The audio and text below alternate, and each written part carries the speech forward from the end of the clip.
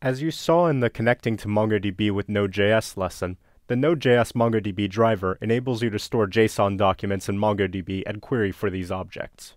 For the purposes of this course, you should think of MongoDB as something that stores arbitrary JavaScript objects and enables you to run queries to find JavaScript objects that match a certain criteria. Again, in this course, such objects will be called JSON documents. JSON is an acronym for JavaScript Object Notation. With that in mind, let's take a closer look at how you can use the MongoDB Node.js driver to write documents to MongoDB, and also how to query MongoDB to retrieve documents your application requires.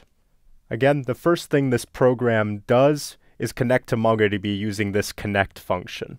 You pass the connection function a connection string and a callback function. You'll learn more about callbacks in the Node.js concurrency lesson, but for now all you need to know is callbacks are functions you provide to the Node.js driver to specify what to do once a given operation completes. In most cases, the Node.js driver, and most applications in JavaScript for that matter, you don't write code that calls a function and expects to receive a return value. Instead, you pass a callback to most functions as one of the parameters. The connect function will in turn execute this callback, typically as the last step it executes before returning. Again, you'll learn more about this in the Node.js concurrency lesson. Once again, the .connect function does not return a handle to a MongoDB connection. Instead, you need to pass a callback function that the MongoDB driver executes when your MongoDB handle is ready. Once again, this type of function is called a callback. The callback takes two parameters, an error and a DB handle. Most Node.js callbacks have this same form. If the operation fails, the callback gets an error as the first argument. If the operation succeeds, the callback gets null as the first argument, and the result of the operation as the second argument. In the case of this code, if the callback gets an error, that means that the driver could not connect to MongoDB. For example, if I were to shut down MongoDB here, and then run this script, you see I get a connection refused error. Now if error is null, that means there was no error, and you now have a DB handle that you can use to interact with MongoDB. So with this DB handle, you can now insert a JSON object into a MongoDB collection. So this code right here inserts a document representing the movie entitled Jaws into the collection named Movies. This .collection function gives you a handle to an individual MongoDB collection. Note that in order to identify the collection that you need, you specify it by name with a string argument to this .collection function. Now, with this .insert call, you also need to pass a callback. This callback will get called when the insert operation completes, and will report any errors that occurred in inserting the document. Once you insert a document, you can then execute a query to get that document back.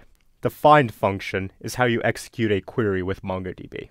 If you use the Node.js driver directly, you also need to chain find together with this .toArray function. You do this so that you can work with an array of documents rather than iterate through a cursor, which is what you'd have if you did not use this toArray function. Again, you also need to pass a callback to the toArray function. The first argument the callback gets is an error if the operation fails.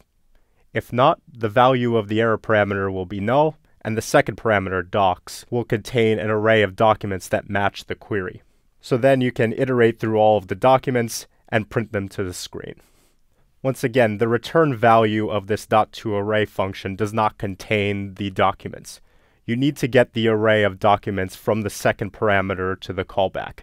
You'll learn more about why this is the case in the Node.js concurrency lesson. Now, MongoDB has a very expressive query language. Queries are structured as JSON objects. Essentially, MongoDB uses a query by example approach. I specify a document that contains the field names and values that match the documents I would like to see in my result. For instance, right now this query will return all documents in the movies collection.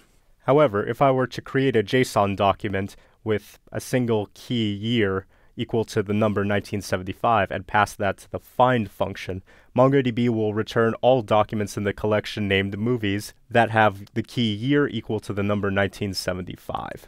For instance, for 1975, the collection might also return Monty Python and the Holy Grail, as well as the Jaws movie that you just inserted. Now, if your JSON query has multiple keys, MongoDB will treat the query as an AND. For instance, if you were to pass a JSON document with key year equal to the number 1975 and the key rating equal to the string PG, MongoDB would return, say, Jaws and Monty Python, because their rating is PG, but not, say, Rocky Horror Picture Show, which was released in 1975, but its rating was R. Now, MongoDB also lets you store and query for nested JSON documents, arrays, nested documents within arrays, and other really complex hierarchical objects. For example, rather than a flat document, imagine that the data model is also used for ratings and screenplay authors. Note that this document contains a nested document for ratings and an array field for the screenplay authors. Queries on such fields are fully supported in MongoDB.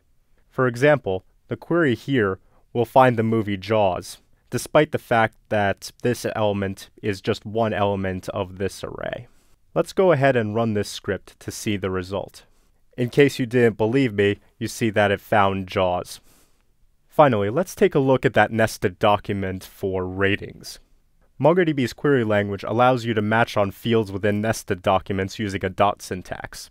So in this example, you're looking at the audience field of the ratings subdocument. The comparison operator here specifies that you like all documents where the audience rating was 90% or greater. So in this lesson, you learned more about inserting documents into MongoDB and then getting them back out again using the Node.js driver. You also saw some of the more fundamental ideas in MongoDB's query language. You'll dig a little deeper in the chapter on schema design.